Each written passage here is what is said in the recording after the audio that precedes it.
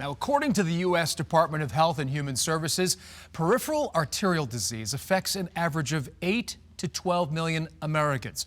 September brings awareness to this disease in 2 local medical venues. They're offering free seminars coming up in just a few weeks. Dr. Mitchell Waskin, good friend of the show, and Dr. Ashwani Kumar are here to tell us what the signs and symptoms are of PAD. Great to see you, gentlemen. Nice to see you. Happy Friday. Dr. Waskin, tell us what is PAD, and I can't believe that it affects so many Americans. Well, PAD is one of those things that a lot of people have heard about, but they don't really understand how significant it is. Basically, it's a clogging of the arteries. It can happen anywhere in your body, but it's more in the lower extremity in the legs, and as it decreases blood flow, it can lead to gangrene and amputations. And what's significant about it also is that it doesn't just affect the leg. People that have peripheral arterial disease also are at a greatly increased risk of heart disease and stroke. Doctor, what are some of the symptoms? One of the very typical symptoms of PAD is people, they get pain in their legs when they do some sort of exertion like walking or going upstairs. And most of the time this pain will go away when they take rest. So this is a typical but not the most common symptom. Most commonly, like, it will present in the form of a fatigue, difficulty in walking or gait. So most of the people, because this is a disease which affects more of the elderly people, and they blame it on their age, so they do not seek the medical advice for these kind of symptoms. If it's not addressed, doctor, over the long term, what could happen?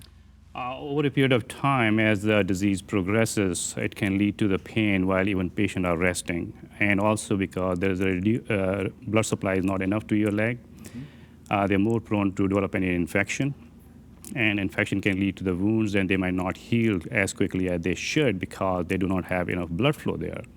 And also, if the blood flow is not restored, they can develop a condition called gangrene, and gangrene ultimately leads to the amputation. It leads to amputation. That's pretty bad. Yeah. Doctor, what steps can people take to maybe lessen the pain or even prevent PAD?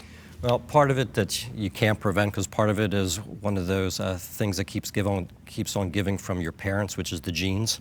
Which so it's hereditary. Part of it is, but then there are also other risk factors that you can control. So a healthier lifestyle is important in doing it. And if you do get some of the complications, or hopefully you're seen sooner than that, and you get some of the symptoms, again, one of the main ones is this tiredness in your calf muscles when you walk just a short distance. You want to seek help. A podiatrist or an interventional cardiologist are 2 specialists that work with a lot of these types of patients. Doctor, you were saying it's prevalent in a lot of elderly people. Even at a late age, can people improve their cardiovascular health? Sure. As Dr. Waskin said, there are certain risk factors. That's what we need to look at. So if you improve or prevent those risk factors from developing, like if you have a high blood pressure, control that. If you have high cholesterol, we need to control that. And if you smoke, smoking is actually one of the most important factors which leads to the PAD. So along with that, the other lifestyle changes which people can make at any age, doesn't matter how old you are. If you are physically active, you need to exercise on a regular basis. You need to keep your weight under control. So these are the additional lifestyle changes you can make, and that can prevent further progression or development of the PAD. Doctor, we have a few seconds left, but tell us about the seminars that you have coming up. We've got 2 seminars, one at the Foot and Ankle Center and one at the Harborside office, Virginia Cardiovascular Specialists. We're going to talk about peripheral arterial disease, what causes it, what you can do to help decrease the problems that it can cause, as well as what treatments are available. And also for all the people that come to the seminar, there'll be a free screening for poor circulation in the leg, as well as a free foot exam. No matter the age, get out and exercise.